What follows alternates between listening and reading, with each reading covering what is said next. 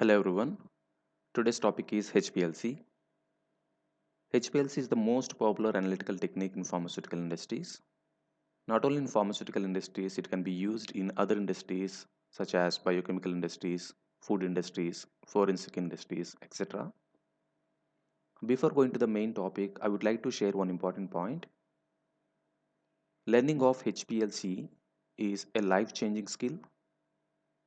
If you are having 6 months of experience in handling HPLC, so you will definitely get the job in pharmaceutical industries, and you'll get around 15 to 20,000 rupees as salary. This is very useful and informative video. Please watch till the end.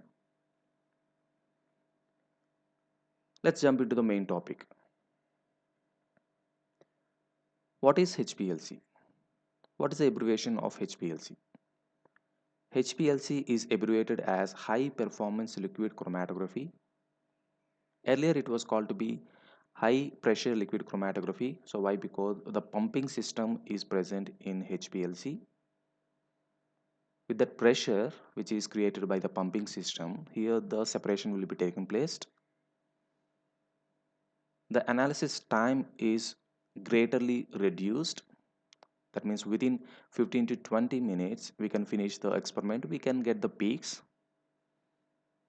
So it is more advantageous feature than any other traditional methods.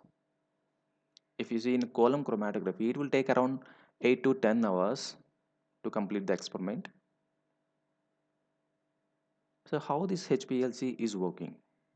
So what is the principle involved in it? The main principle involved in it is adsorption. So here the sample components are adsorbed over the surface of stationary phase. There are two important phases are present in HPLC. First one is stationary phase, which is also called as adsorbent. So we can have silica gel, alumina. So these are the compounds which are present in the column, acts as adsorbent materials. And the next one is mobile phase, so which is also called as a solvent. So we can have polar solvents, non-polar solvents. So these are the examples of solvents: water, ACN, methanol, etc. So these two phases are very much important to the two particle to be separated by the process of adsorption. So how adsorption is taking place exactly? So this is the column that we can see here. So we are taking two samples, sample A and B, so which is a mixture. We are separating the mixture component. Now we are separating the sample components. So when it is passing through the column along with mobile phase, here sample A is fastly moving and sample B is slowly moving. Why? Because the sample B is having more relative affinity towards stationary phase. So that's why it is always trying to stay in the mobile stationary phase. But sample A is having less relative affinity with the stationary phase. That's why it is always trying to go along with mobile phase. So that's why the sample A will be eluted first, then sample B. So this is the principle of HPLC. Here simply adsorption will be taking place over the surface of silica gel particles. But we should know what is reverse phase. So what is the importance of reverse phase in HPLC? Actually, there are two modes are present. So one is reverse phase mode and normal phase mode. Most of the compounds will be separated by reverse phase mode. So why? Because in reverse phase mode we are using the silica gel particle, so which is modified. Actually the silica gel which is having a polar nature due to presence of selenol groups in it, but we are modifying the silica gel particles by adding a long chain carbons. So here we can see the long chains. For example, we can add C18 molecules to the silica gel particle.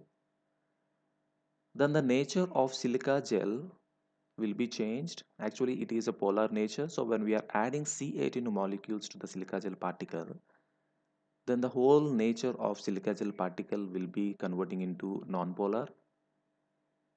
So in reverse phase mode, we are taking a non-polar stationary phase and polar mobile phase. In normal phase, we are taking a polar stationary phase. We are taking a silica gel, which is not modified, which is having silanol groups, and non-polar mobile phase. So this is the difference between reverse phase mode and normal phase mode.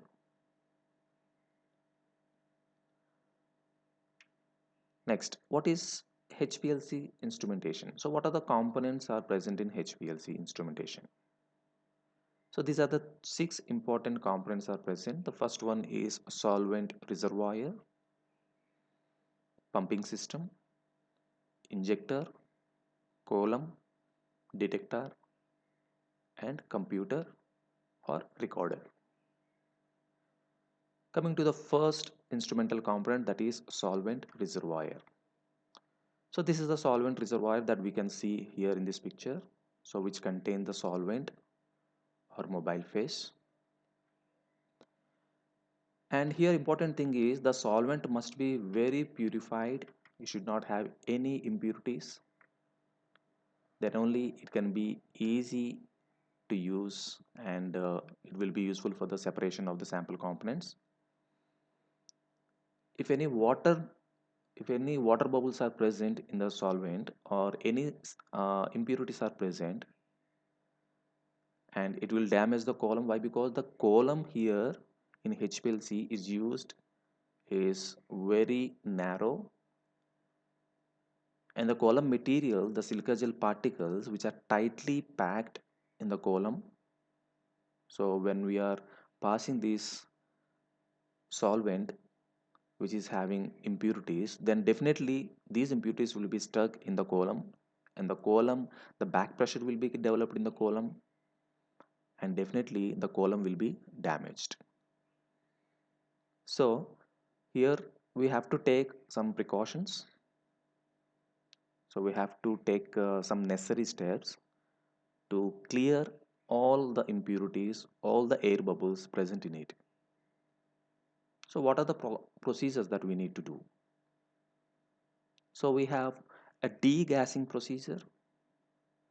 We can degas the solvent. So sometimes the solvent might be having impurity, sometimes solvent might be having air bubbles. So those air bubbles must be removed before this solvent is entering into the column. So it can be removed by 3 processes. We can sonicate the solvent, or we can use vacuum filters by creating the vacuum, so we can remove these air bubbles which are present in the solvent. And also we can send inert gas in it, like nitrogen, liquid nitrogen, or inert gas, any other inert gas that we can use, and we can remove these impurities, sorry, we can remove these air bubbles. So this is called degassing process. And after degassing, so we need to use a solvent filters in it. We have to place the solvent filter in it, and which is made up of glass, sometimes it is made up of stainless steel, so which is having 10 micron pore size to remove the impurities which are present in the solvent. And here we are using a solvent which must be HPLC grade. That means there will be a purified HPLC grade solvents are available in the market. So we have to use those solvents only. Then only we can get the clear peaks, and we can get the successful uh, peaks. So normal solvents should not be used here. We need to use HPLC grade solvents. And these solvents might be polar or non-polar. It is according to the procedure that we are using. And this is a reverse solvent reservoir, which is made up of a glass material, a neutral glass material, which is having inert nature. Why? Because the mobile phase should not react with the container material. So this is all about solvent reservoir. This is the first important component in HPLC instrumentation. So we need to take care. So while we are performing this experiment, while we are preparing the mobile phase, so we need to take all these procedures. So we need to degas the solvent. We need to use the solvent filters. We need to use the HPLC grade solvents. Let's see the second component, so which is called pumping system. So here we can use the pumps. So what is the use of pumping system in HPLC? Here this pumping system will be useful for sending the mobile phase forcefully through the column. So what is the necessity of pumping system? If there is no pumping system, the solvent cannot be entered into the column. Why? Because the column particles are tightly packed. Here we are using a narrow column, a stainless steel column. So it is very difficult to get separation in the column. So if you are not using pumping system, so here we have to use the pumping system. So which is creating the pressure is about up to 6,000 psi units. And here we are creating the flow rate is 1 to 10 ml per minute. So this pumping system is very much helpful, and when we are doing the experiment, so we need to check the pressure frequently. Sometimes the pressure will be dropped, sometimes the pressure will be increased. So due to many reasons, so if the check valves are not properly arranged or any leakage is there in the pumping system, so automatically the pressure will be decreased or dropped. So we need to check the check valves so present in the pumping system. So we have many types of pumping systems, but we are using reciprocating pump. Why? Because it is most widely used one. It is giving a pulse free flow. So this is a reciprocating system. So here there is a pumping head is present in which a piston is present, which is creating the pressure, and there will be one inlet and outlet is there. At inlet and outlet there will be two valves are present, that is check valves. So this is called inlet check valve, this is called outlet check valve. So when inlet check valve is opened, the outlet check valve will be closed. The mobile phase will be entering into this pump head. Here the piston is working. So due to movement of this pressure, here the pressure will be created. And with that pressure, here the solvent will be moving in this direction. Then the check valve of outlet is opened and inlet check valve will be closed, and now the solvent will be entering into the column. So this is the simple procedure how this pumping system is working. But here we need to learn about two important elution techniques. The first one is isocratic elution and second one is gradient elution. The pumping system is working on these two elution techniques. So it is completely programmed. So we are giving the programming. According to the programming, the pumping system will be giving the pressures. With that pressure, it is sending the mobile phase into the column. So what is isocratic elution? In isocratic elution, so we are using the fixed polarity mobile phases. For example, we are taking methanol and water in the ratio of 50 is to 50. The same polarity, the same ratio will be taken for the entire experiment. So that is called fixed polarity that we are taking for the experiment. That is called isocratic elution. So this type of elution will be useful for separation of simple mixtures. And the second one is gradient illusion. So gradient means gradually. So here the polarity will be gradually increased.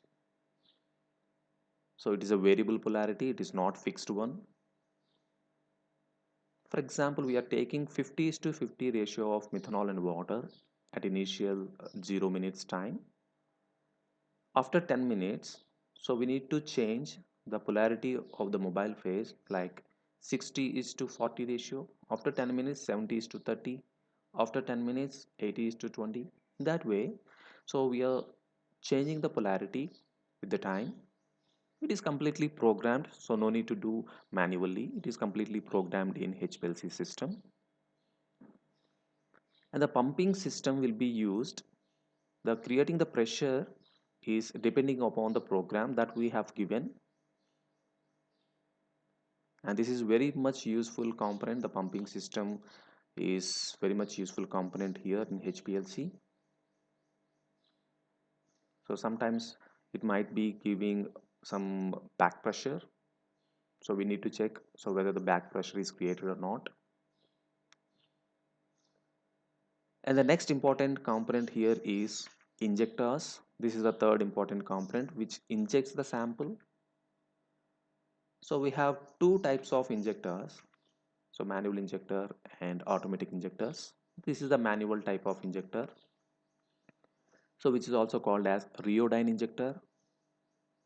So here we are giving the sample, we are injecting the sample manually, but here there is two important phases are there: load phase and injecting phase. In the load phase only we are injecting the sample, that means the sample will be loaded here at this region. Nearly 5 to 20 microliters of sample will be loaded. If you are sending 100 microliters, so it will not take, it will take only 5 to 20 microliters. So remaining the sample will be discarded. But in loading phase only, the sample will be loaded. In injecting phase, so when we are turning this knob to this direction, then the sample will be injected into the column. So this is a manual type of injector, which is also called as rheodyne injector. And the second type of injector is called automatic injector, so which is used in advanced HPLCs. If you are performing many samples, so you can go for automatic injectors. Here there is a automatic injector will be there, and it will be taking the sample according to the program that we have given. So it may take around 15 to 20 samples, so without any manual interference, so we can perform this experiment by automatic sampler. So this is about injector. This is the third important component of HPLC. And the fourth important component here is column. So this is very much important. The column is called as heart of the experiment, heart of the chromatography. So why? Because here in column the separation is taking place. If there is no column, there is no use of HPLC. The complete separation will be taking place in the column only.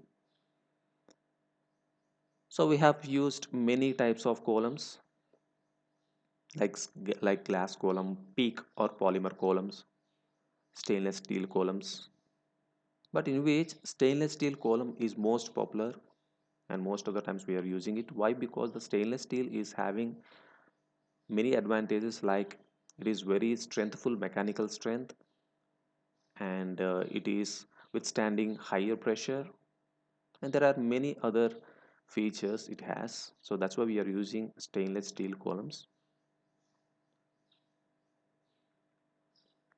And here the column length will be important, so different experiments will be performed with the different column lengths. So the column length will be 5 to 25 centimeters. The minimum length is 5 centimeters and maximum length is 25 centimeters. And the width is 3 to 5 millimeters.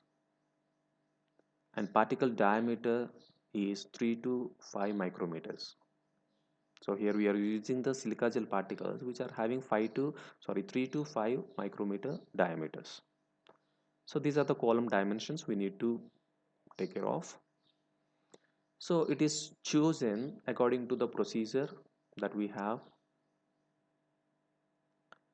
and there are four types of columns are available: analytical columns, preparative columns, capillary columns, and nano columns, in which analytical columns are most popular and most widely used, which will be useful for the analysis of the samples, and preparative columns will be useful for separation process, separation of impurities from the crude drugs. The choosing of analytical column is also depending upon the procedure. In the procedure it was given. And what is the difference between these four columns? Here the column weight is important. So analytical column is having 4 to 6 millimeter maximum, and the preparative columns are having more than 4 to 6 millimeter width, and capillary columns are having 0.1 to 1 millimeter width. So according to the width of the column, so we can separate these columns, but mostly we are using analytical columns, especially stainless steel columns are used very much. So here the separation will be taken place. The main principle is adsorption. The sample components will be adsorbed over the surface of stationary phase, that is silica gel. In reverse phase chromatography, so we are using C18 particles, a modified silica gel. In normal phase chromatography, we are using a normal silica gel particles as adsorbent material in the column. Here important thing is the back pressure. So why? Because these silica gel particles are tightly packed. So if any impurities are present in the mobile phase, definitely the back pressure will be created. Those impurities will be stuck in the HPLC columns, and definitely the back pressure will be developed, and we cannot finish our experiment, and there is no separation if there is a back pressure in the column. So we need to check frequently so whether the back pressure is created or not. So this is the fourth important HPLC component. So here also we have two types of modes, that is normal phase mode. So here we can use columns like amino columns, cyano columns, etc. If you are using reverse phase mode, so you can use C18 columns, C8 columns. C18 column is also called as octadecyl column, and C8 column is called octyl columns. So these are our modified columns. These are the modified silica gel columns. And the next component here is detector, which detects the sample components after passing through the column. So this is the basic picture of detector. So UV detector we are using frequently. So UV detector will be using for UV light. That means UV light is passing through the sample. If the sample concentration is there, then the UV light will be absorbed by the sample components, and how much absorption is taken place will be detected by the UV detector. This is the simple principle of this UV detector. But we have two types of detectors: bulk property detectors and solute property detectors. The first one is bulk property detectors. Here these detectors which are depending upon the property of bulk. What is bulk? Here we are taking mobile phase or solvent, so which is also called as bulk. So that means the detectors which are depending upon mobile phase. For example, refractive index detectors. These detectors are depending upon the property of the bulk, that is refractive index. If you're changing the mobile phase, the refractive index will be changed. So that's why this refractive index detector is also called as universal detector. So these detectors can be useful for identification of the sample components of all type of samples. Why? Because we are using the same mobile phase for separating the all components. This detector is mainly depending upon the mobile phase property. It is not depending upon the solute property. And the second type of detector is called solute property detectors. These detectors are working on solute property like concentrations, absorption, etc. So these are the examples of solute property detectors: UV detector, DAD, the diode array detectors. So these are the detectors which are comes under solute property detectors. Here this UV detector which is depending upon the concentration. If you are changing the concentration of the sample, the absorbance values will be changed. So concentration is a solute property. So before choosing any detector, so we need to consider few important key characteristics that detector must have. The first one is high sensitivity. We should choose a detector which must have high sensitivity. That means nanogram samples or microgram samples can be easily identified by these high sensitivity detectors, which is providing high sensitivity. This is the main advantage of HPLC. HPLC is having high sensitivity and less time of analysis. And the next one is reproducibility. So when we are changing the chemist, or when we are changing the procedure time, or some when we are doing the repeated experiments, then we should get the same values. The value should not be changed. We should get a precision values, accurate values. So this is the property of detectors. The third one is linearity. And when we are increasing the concentration or decreasing the concentration, the absorbance values also will be increased or decreased accordingly. It must follow the Beers-Lambert's law. So what Beers-Lambert's law is telling? So absorption is directly proportional to concentration. If you are changing the concentration, definitely the absorption values also will be changed. The fourth one is short response time. Yes, HPLC is giving a short response time. So why? Because we are having a definite setup. So we are using the pumping system. We are using HPLC grade solvents, which doesn't have any impurities. We are using automatic samplers. We are using programming. There are many setup is present. So that's why here it is giving a short response time. It is giving uh, fastly detecting the samples. And these detectors are must be having high capability to detect the sample components immediately in the short period of time with high sensitivity. So these are the four important key characteristics of detectors. And the last component here is a recorder, so which records the peaks, which integrate the peak, which measures the peak area. Why? Because the peak area is directly proportional to the concentration. If you are changing the concentration, the peak area will also be changed. So we are calculating area under curve. So that is a quantitative property. By knowing the area under curve, so we can easily measure the concentration of the sample that we are using. And the retention time, here we can see the retention times. So here this blue line is having lower retention time and this red line is having higher retention time. So these retention times are the property of a qualitative property. So we can identify the sample by using these retention times.